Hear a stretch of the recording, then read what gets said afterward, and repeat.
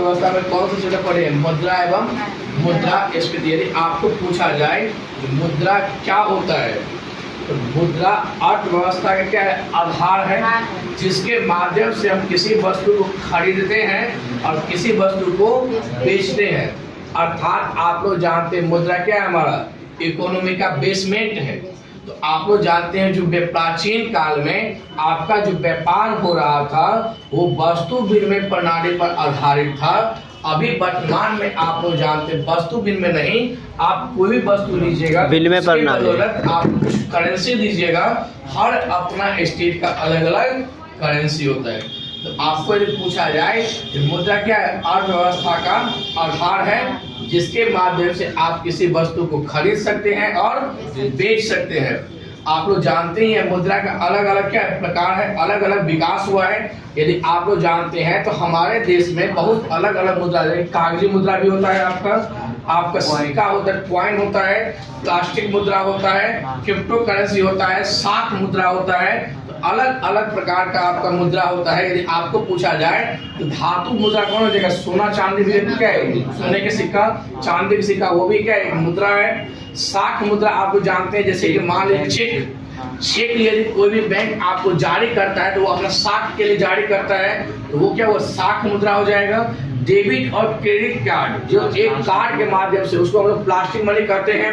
जो आप लोग याद है बिटकॉइन करेंसी होता है, जैसे कि आप लोग छट्टे बाजार पर लगाते हैं तो उसको बिटकॉइन करते हैं, जिसका मतलब क्या, मुद्रा का अलग अलग क्या अपना प्रकार है। ठीक है, उसी हिसाब से आप लोग देखिए हॉट करेंसी क्या होता है? वैसे मुद्रा जो बाजार से सिर्फ पलायन कर जाए उसको गर्म मुद्रा कहते हैं। और वैसी मुद्रा जिसका मांग कम हो वो क्या हो जाएगा? Soft currency.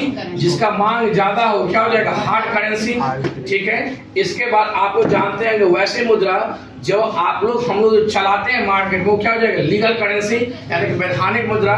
यदि वो मुद्रा यदि हम लेने से अस्वीकार करते हैं तो क्या हो जाएगा? सरकार द्वारा हमको दंडित किया जाएगा। तो ये सब आप लोग जानते हैं। मुद्रा का एक आप लोग जानते हैं टोकन मनी क्या है? मुद्रा का भी एक प्रकार है। टोकन मनी का मतलब क्या होता है? आपको उस पैसे के बदले एक टोकन दिया जाता है और उस टोकन के बदले आपको वस्तु मिल सकती है। सांकेतिक मुद्रा हम लोग जिसका दिए थी उस मुद्रा, इसका याद रखना, अंकित मूल्य और वास्तविक मूल्य दोनों एक समान नहीं होता है। यानी कि आप जानते हैं उस पर जो अंकित मूल्य रहता है और उस सिक्का के जो वास्तविक मूल्य रहता है दोनों क्या अलग अलग होता है। उसी का हम क्या बोलते हैं? सांकेतिक मनी, यानी सांकेतिक मुद्रा। ठीक है, सांकेतिक करेंसी। इसके बाद आप लोग लिखे हैं मुद्रा में, तो मुद्रास्फीति कब होगा? महंगाई, जिसको हम बोलते हैं इन्फ्लेशन। इन्फ्लेशन कब होगा यदि आपको पूछा जाए तो मुद्रास्फीति कब होगा? महंगाई उत्पादन कम होगा, बाजार में मुद्रा ज्यादा हो जाएगा, वस्तु और सेवा क्या हो जाएगा? कम हो जाएगा। उस परिस्थिति में क्या हो जाएगा? मुद्रा के आपूर्ति ज्यादा होने से उसकी महंगाई बढ़ जाएगी। जैसे एग्जाम्पल के तौर पर आपको कल ही बता दिए थे। आपको याद रखना है मुद्रास्फीति के कारण पूछा जाए तो मुद्रास्फीति 3 कारणों से होता है। एक, मांग में वृद्धि, मांग में जिसका मांग में वृद्धि हो गया उसकी महंगाई क्या हो जाएगा? बढ़ जाएगी। एग्जाम्पल के तौर पर हमारे संस्थान से सारे बच्चे निकलने लगे, हमारे संस्थान से सारे बच्चे निकलने लगे, ऑटोमेटिकली हमारा मांग क्या हो जाएगा? बढ़ जाएगा। और हमारा जब मांग बढ़ जाएगा तो हमारी महंगाई क्या हो जाएगी? बढ़ जाएगी। हमारा गुरु दक्षिणा क्या हो जाएगा? बढ़ जाएगा। उस परिस्थिति को आप लोग क्या बोलते हैं? मांग प्रेरित मुद्रास्फीति, यानी मांग के आधार पर जो महंगाई बढ़ा है उसको हम लोग क्या बोलते हैं? मांग जनित मुद्रास्फीति। अब आप लोग जानते हैं जो कोई आप चीज बना रहे हैं, बनाने में ज्यादा खर्च लग गया, स्वाभाविक है उसका दाम क्या हो जाएगा? बढ़ेगा। और कुछ इंटरनेशनल आपका काम होता है, विदेश स्तर पर कोई परिवर्तन होता है, जैसे युद्ध हो या अन्य किसी प्रकार का टैरिफ लगा है, तो उस परिस्थिति में आप क्या हो जाएगा? सामान महंगा हो जाएगा तो मुद्रास्फीति हो जाएगा। तो मुद्रास्फीति साधारण सी बात है। और मुद्रास्फीति को कंट्रोल करने के लिए आप कौन लाते हैं? डिसइन्फ्लेशन, यानी मुद्रा अपस्फीति, यानी कि मुद्रास्फीति इन्फ्लेशन हुआ और उसी के कंट्रोल करने के लिए आप क्या करते हैं? डिसइन्फ्लेशन, ताकि उस वस्तु का दाम धीरे धीरे कम करके एक समान स्तर पर लाया जाए। लेकिन उस समान स्तर से यदि उसका दाम नीचे चला जाए तो उसको हम क्या बोलते हैं? डिफ्लेशन। डिफ्लेशन मतलब मुद्रा अपस्फीति, तो पुनः उस वस्तु को दाम बढ़ा करके हम एक समान स्तर पर लाते हैं, उसे हम लोग कहते हैं मुद्रा संस्फीति यानी कि रिफ्लेशन। ठीक है, तो आपको यदि पूछा जाए तो मुद्रास्फीति, महंगाई बढ़ेगी तो क्या हो जाएगा इन्फ्लेशन, उसको कम किया जाएगा तो क्या हो जाएगा आपका डिफ्लेशन, ज्यादा कम हो जाएगा तो ज्यादा कम हो जाएगा तो क्या हो जाएगा डिफ्लेशन, और आप जानते हैं उसको अप करने के लिए पुनः क्या लीजिएगा रिफ्लेशन, यानी कि महंगाई बढ़ेगी तो इन्फ्लेशन, उसको कम करेंगे तो डिफ्लेशन, उसको ज्यादा कम हो जाएगा तो क्या हो जाएगा डिफ्लेशन, उसको पुनः आगे बढ़ाएंगे तो क्या हो जाएगा रिफ्लेशन। ये सब आपका क्या होता है, आपका यही मुद्रास्फीति का ये सब क्या पार्ट है। ठीक है, उसी हिसाब से आप लोग जानते हैं जब मुद्रास्फीति यानी कि देखिए आपको जानते हैं कि मुद्रास्फीति महंगाई भी बढ़ जाए तो महंगाई जब बढ़ेगा तो बेरोजगारी क्या होगा कम होगा और महंगाई जब आपका कम होगा तो बेरोजगारी क्या होगा ज्यादा होगा। इन दोनों के बीच में संबंध स्थापित कौन किया था, फिलिप्स वक्र ने।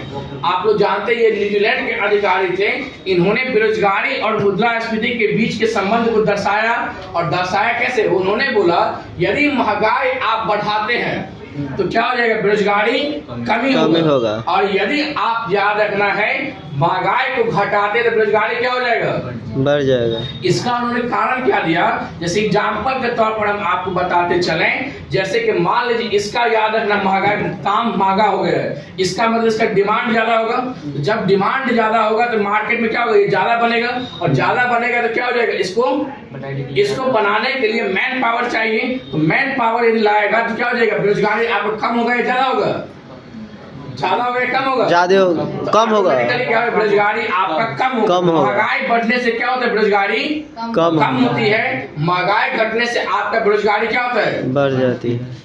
समझ में आ रहा है ना, इसका साधारण सा मतलब है ये आपका मुद्रास्फीति और बेरोजगारी दोनों के बीच में अंतर संबंध को कौन दर्शाया, फिलिप्स वक्र ने। और इसके बाद आप लोग जानते हैं हमारे मुद्रास्फीति क्या होता है, गणना होता है। मुद्रास्फीति का यदि आपको पूछा जाए गणना किस आधार पर होता है, तो आप लोग जानते हैं हमारे मुद्रा का, जैसे देखिए एग्जाम्पल यहीं पे हम आपको बताते हैं, आप किसी वस्तु को थोक में लेने जाइएगा उसका अलग मुद्रा होता है और किसी रिटेलर से लीजिए तो दोनों का क्या होता है अलग मुद्रा होता है। उसी तरीके से मुद्रा की गणना क्या होता है, थोक मूल्य सूचकांक के आधार पर और उपभोक्ता मूल्य के सूचकांक के आधार पर। जो थोक लेते वो क्या उपभोक्ता है नहीं, इसका मतलब दुकानदार इसको क्या कहते बंडल का बंडल ही मार कर ले लेगा तो क्या कहते वो उसका उपभोग करेगा नहीं, उपभोग कौन करेगा हम, अंततः हम क्या कहते हैं उसका उपभोग जो करेंगे तो दोनों का क्या अलग अलग क्या मूल्य होता है, जो वो लेगा और वो जो बेचेगा उसको हम उपभोग करें तो उसका अलग मूल्य होगा। इसी तरीके से मुद्रा की गणना दो प्रकार से क्या है, कौन थोक मूल्य सूचकांक के आधार पर और उपभोक्ता मूल्य सूचकांक के आधार पर। तो थोक मूल्य सूचकांक के आधार पर कौन जारी करता है रिपोर्ट, तो आप लोग उद्योग मंत्रालय, यानी कि थोक मूल्य सूचकांक के आधार पर कौन जारी करता है उद्योग मंत्रालय और उद्योग मंत्रालय की ओर से कौन जाता है तो उसे इसी का आर्थिक सलाहकार कार्यालय इकोनॉमी, जो उसका सलाहकार होता है इकोनॉमी, वही ये रिपोर्ट जारी करता है। कौन सा रिपोर्ट, थोक मूल्य सूचकांक। उसी तरीके से आप जानते हैं रिटेलर मतलब उपभोक्ता मूल्य सूचकांक, ये क्या है ग्रामीण, तो ग्रामीण और शहरी जो आपका मंत्रालय होता है वो जो CSO यानी केंद्रीय शासकीय कार्यालय उसका रिपोर्ट जारी करता है किसका उपभोक्ता मूल्य सूचकांक का। और ये दोनों जो जारी करता है दोनों का आधार वर्ष क्या है 2011 से 12 के आधार वर्ष को मानते हुए ये दोनों अपना रिपोर्ट जारी करता है।